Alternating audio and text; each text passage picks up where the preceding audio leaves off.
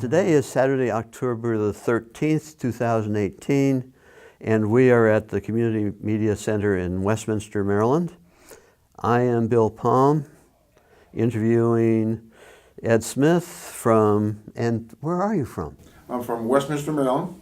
Okay. Yes. You're originally from Westminster? Originally from Uniontown, PA is where I was born. Okay. Yes. Just about 40 miles southeast of Pittsburgh. Okay, but this is your home now? It is, yes. Since 1975. Okay. 61, excuse me. Okay, and let's just start from the beginning. How did you end up in the Marine Corps?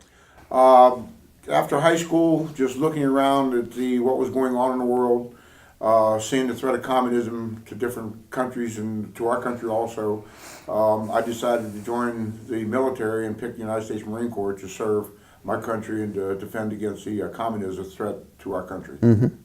The draft was current then? The draft was currently going on, and it was basically getting drafted for 3 years, and the Marine Corps had a program, came out to enlist for 2, so I tried that out and went that route.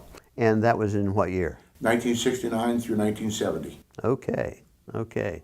And where did you go to boot camp? Parris Island, South Carolina, and then from graduation from there to Camp Geiger, North Carolina, which was just outside next to Camp Lejeune, and from there to Camp Lejeune for my duty training station. Went through that, then got 30 days leave, and then we got back off of leave. They told us they had some news for us that we were going to Vietnam. Of course. Absolutely. Of course, of course. And you were a rifleman? My MOS was 3516, which was a truck mechanic in training. Okay. But all Marines are basically trained as infantry. Of course. Yes. Of course.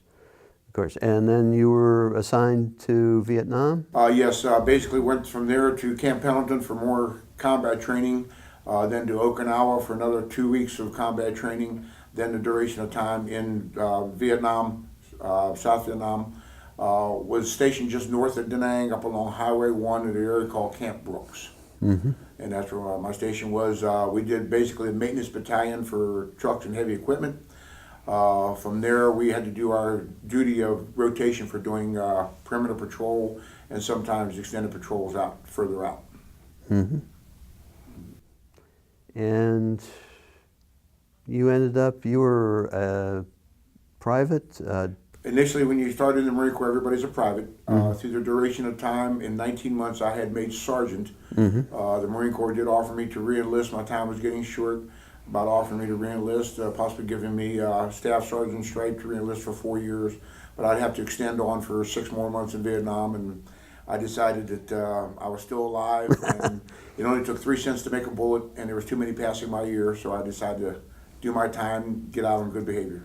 Okay. So tell me a little bit more about life up there with the Marine Corps. Life in the Marine Corps is very structured, very responsible, making you stand on your own 2 feet, be responsible for yourself and to care for others, look out for others, and you all work as a band of brothers in any situation that comes around. Mm-hmm. You're always looking out for number one first, making sure that anybody that gets wounded, you care for them immediately and then continue on with the circumstances that arise at that moment. But it helped me out structure my life from high school, give me a direction in life on being responsible for myself, and I think this helped in my work capacity getting out in the civilian world to continue on. Mm-hmm. But being a mechanic, you weren't just sitting there tearing Jeeps apart or whatever. Yes, basically the heavy equipment stuff that we worked on and so forth in trucks, as I got out of the Marine Corps and the training that I had, I looked into doing a civilian, but because of the bull work basically that was involved in doing in the military and then going out in civilian life, I decided to do cars and light trucks. Mm-hmm. And I think that helped extend my longevity in life for my health and so forth, my capacity. Mm-hmm. So that helped me there. But being in the Marine Corps was, any branch of service was good. But being in the Marine Corps, I think because of the small group and band of brothers that we are, we don't have a lot of the resources a lot of the other branches of services have, so we have to improvise, adapt, and adjust. And that helped me learn a lot of things in life and progress on. Mm-hmm. And just make a good structure from there. But again, you know, while you were up there, you said you got shot at a few times. Oh yes, many times. Being on the compound that we're at, you know, there's mountain areas, there's jungles and so forth, and the North Vietnamese was all through that area. They were just looked like part of the South Vietnamese people. You couldn't tell them apart unless they had a uniform on. And it was just, you know, when you're on patrol, perimeter patrol, you do get bullets passing by you every now and then, and it's scary. Yeah. You know, you think about your life very quickly and about things that have happened, and it's a big adjustment. You know, nobody I think wants to go into war or into combat, but you know, our unit was called up. I decided I have to go with them and do my duty, and whatever transpires and goes from that point, we just accept, and then go from that point, just progress on. But it was you know, making a lot of friends and so forth from being in the Marine Corps, particularly in Vietnam. One of the things we had was a quick rotation time. So it's when I got there, about 2 weeks later, about 4 men were leaving. After about 2 months, about 8 more men were leaving, and then we had men replace those people. So you never got really a chance to work with people over a long duration of period of time because of the rotation of the 14 months that you're required to do in country and so forth. Did you maintain contact with the people you knew? Absolutely, no, I have not. It's just something that fell through attrition and time because being a civilian and working and things happening. I did try to get in touch with a couple of people, Marines from my unit, but through the years finding out that they had moved on, and then the address that I had was from their parents where they lived, and they had basically moved on or passed away, so it's kind of a dead end on that part. I have not had a chance to try to use the internet or other services that are available, learning that to put the information out there, maybe possibly reach out and make contact with other people, other men from my unit, which I'm in a process of learning how to do. So it's just learning that, but I would like to get in touch with them as much as possible. Yes. And aside from being on patrol, aside from your work as a mechanic, what was life in Vietnam like for you? Very nice. The country's very beautiful. A lot of the heat that was there, humidity. Sometimes at 3 o'clock in the morning, you're laying in your bunk and you're sweating because it's just humidity was there.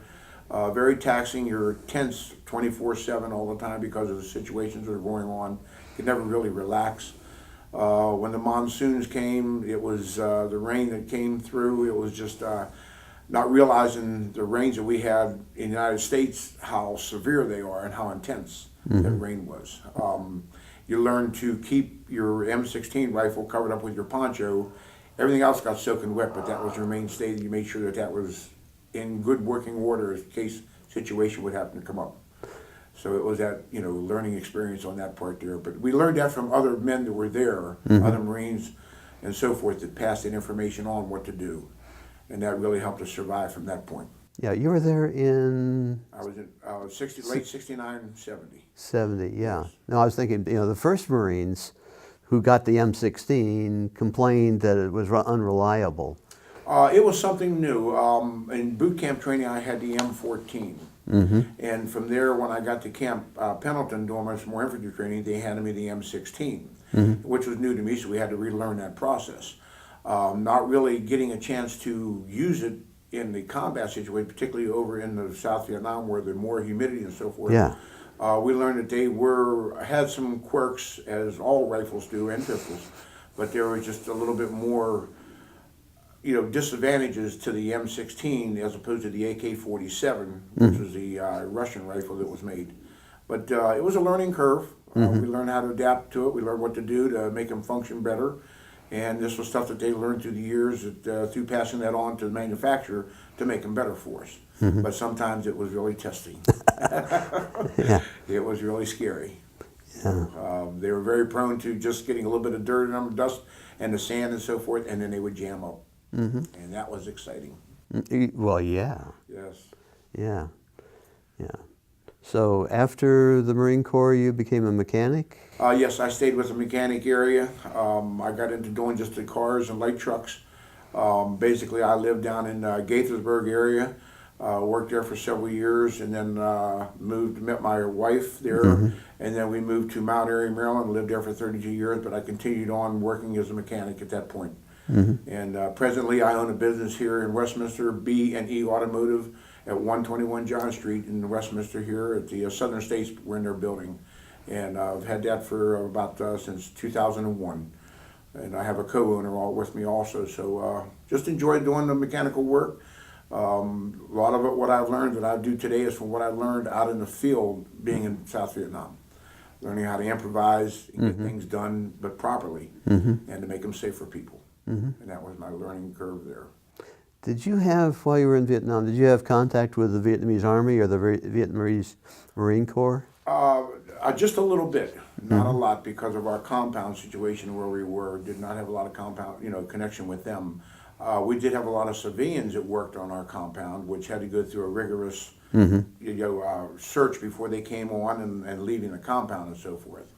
But there were several times that we found out that watching at different times of these civilians, some of them pacing off different areas, and we found out that they were actually working for the North Vietnamese, getting information to give to them.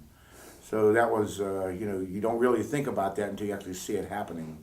Because they were very nice people, but there was an underlayment to it that we didn't see at that moment. So that was some learning curve there. But we never actually, we had to basically accost a couple of them to turn them into the MPs because of what we found. And then from there, we never saw them again. I think they were just arrested or let go. We don't know. But it was scary to see them pacing off the different areas from our compound unit to the fence line and so forth to possibly give the information to the enemy. So that was a little scary, learning there. Things we see, you learn something basically every day on that part there. Yeah. So you in your experience in Vietnam, was there anything there that you would just never want to see again, or was this? I would say possibly the one thing that I would not want to see would be the destruction of a human being from bombing and so forth, the mortars going off and so forth. It's something that you never forget. The human body can be torn apart in many different ways, and when you're in a combat situation, you see this and it stays with you for your life. Sure. It's just something, any combat situation, things happen. Even today, things are happening in the world. It stays with you, but the biggest thing is not to dwell on it and keep it with you. Otherwise, it'll tear you up mentally, and you're not good to anybody. But it was it's a learning thing. My father was in the Marine Corps, and I didn't pick that because he was there. But he said when I got out of boot camp, he says, if you happen to go to Vietnam, which I didn't know at the time, he says you're going to see a lot of things you wish you never saw, and which I did. He was World War II? He was World War II, yes. He served in the Pacific Campaign, and he basically assaulted 3 islands, Peleliu, Saipan, and Okinawa. And he was wounded on Peleliu, but he never really talked about it a lot, as I haven't. Just in the later years, I've just opened up a little bit. My father did the same thing, and just talked about what things that he saw and went through. And that's what, he kind of prepared me for things, not really in descriptive, but says you're going to see things and you'll find out. And I did learn. Just standing from that point and just keeping the best faith and, helping each other as we go. The situations that happened. Every day was a new venture. Every night was a new venture. You just never relaxed. I was on your tense at all times, 24/7. And then I really didn't get a chance to relax until I actually landed my feet in California. That's when I knew I was home. And I could relax then. Who greeted you when you got home? Basically, once I got to Camp Pendleton, from there got processing out.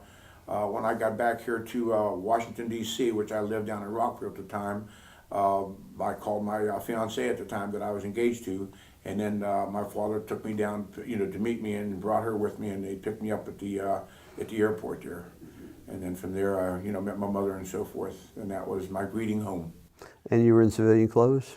Pardon me? Oh, yeah, no, I was still in my military clothes because I hadn't been discharged completely. It's once you get discharge processing, They told me I had to keep my, wear my uniform home at that point. And then once I got home, then I got into my civilian uniform, or the civilian clothing. Yeah. To keep saying, so, civilian uniform. I mean, military uniform, but it was just basically my civvies. Yeah. Call them, yes. I mean, that's one thing that you learn in the military is, Yeah. yeah. Yeah, it's basically wearing a military uniform for 2 years. Sometimes we had leave and we could wear civilian clothes, but people still knew we were in the military because of the haircuts that we had, the high and tights. So Yes. they knew that you were in the military at some point. Not what branch, but they knew you were in the military at some point. Well, But it was just to get it was a good welcome home. Good to be home and on American soil and so forth. And then I just learned to appreciate the American flag, what it stands for, and what we do for this country. It really helped. yeah. You talked a little bit about the lessons learned. It helped you learn to manage your business and. Yes, it's helped me to manage my business and also helped to structure my home life also, knowing the priorities that need to be first. Family is first. You take care, from your wife and your children as they come along. And then that's things you just continue to do. That's most important. From there, you take care of your home and make the upkeep and so forth and look out for the maintenance of that, which was part of my structuring in being in the Marine Corps. Just keeping things working order. If they happen to break or something, can it be fixed or does it have to be totally replaced? And that was just the structuring that I learned from that point. It really helped me. It really helped me tremendously. And just I think a lot of the lessons learned in Vietnam and in the military, the Marine Corps, in structuring my business in that aspect has helped my business continually progress and keep going because the people see that we are structured and we have a setup that we've used for years, and they like the format that we've done, and they really appreciate what we do. So it's really helped me tremendously. And it helped you to be a sergeant? Yes. Helped me being a sergeant, getting a sergeant in 19 months, and then possibly they offered me to be a staff sergeant but to re-enlist, and I decided not to continue on and just do my 2 years time and end up and go home. But that also helped you learn to take responsibility for what you're doing and for what other people are doing around you. Oh, absolutely, yes, and care for them too. It's not just a business. It's you have employees. I have 3 other employees, and it's looking out for their welfare, making sure they're safe in the work environment, make sure there's safety features installed, which helps continue our business to keep everything going for them and for me. And just knowing that the people that come into our business, they see the safety aspect that we do, and they know that we are caring for their vehicles that they have for the investment, and to make sure, and our mechanics are trained in that area, as I was trained and so forth, and I helped pass that along. So it's done very well. It's been very blessed, but my health has been the main thing. Things going on, but we're getting. We can't stop our bodies from aging, but we can keep our mind young, and that's the main thing right there. I've noticed. Yes. Yeah. Yes. Yeah. And it helps. Just things happen in our bodies that we can't control, but keep that mind young and keep a positive attitude to others and help them out when they need to. It helps you sleep better at night. Yes. Okay. You had what in the Army it was the M151 Jeep. M1, the M151 Jeep, yes. We had a lot of those that we worked on in our compound and so forth. They're basically just all military Jeeps. They just had the Marine Corps logo printed on them. And we worked on thousands of those. And they were just a great vehicle. I wish I had one today. They were just a good, durable mode of transportation and for what was needed over in South Vietnam. They also had an item called a mule, which was like a four-wheel drive vehicle with a flat bed on it that was used a lot because of the mobility of that. It was a lot smaller than the Jeep, but it was very durable four-wheel drive that they used over in Vietnam because of the terrain and so forth. And they were one of the good, strong vehicles, both of those, but they were used extensively all through Vietnam. And it was just, I wish I had one today, but there are some out there, but they're very expensive. We learned to work on a lot of pieces of different equipment. I've never seen one around in civilian. There's men that have them around. They're, you know, they don't bring them out a lot. Mostly at military shows and so forth, or military get-togethers. Most of them are transported to different locations because of the age of them. Trying to get parts for them is getting a little testy. But most of the stuff a lot of times has to be handmade if they need parts. But they're out there, and you know they're just a great vehicle to ride into and use. One of the things that we learned when I got my first one to work on was that the gas tank was right underneath your driver's seat, and that was exciting. Knowing you're sitting on a basically time bomb. Yeah. You know, if something were to happen, you know, the gas tank and your driver's first to go. Actually, even with a 5-ton, if you're hauling explosives, Oh yes. and you learn that these drivers actually are really pretty gutsy guys. Oh yes.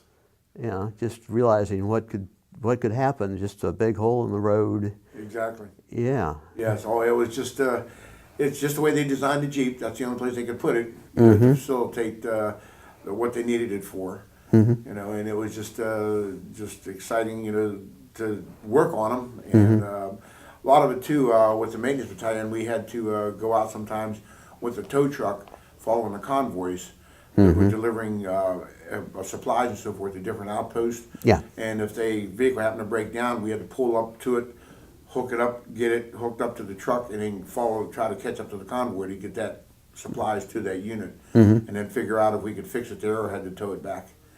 So we did get a chance to go out every now and then, but you know, not as much. But it was just doing a duty, you know, and just if you're out there working on a vehicle out in the middle of the side of the road, most of the roads once you left the main part of the city were just basically dirt roads. We're still talking about those mules, weren't we? Yes. Okay. Well, let's talk about those mules again, and then. Yeah, the mule is just the name for it that they used. There was a lot of them used around Quezon in 1968 when they were doing the siege there. They had put different types of equipment on them, 50 caliber machine guns, other rocket launcher type things.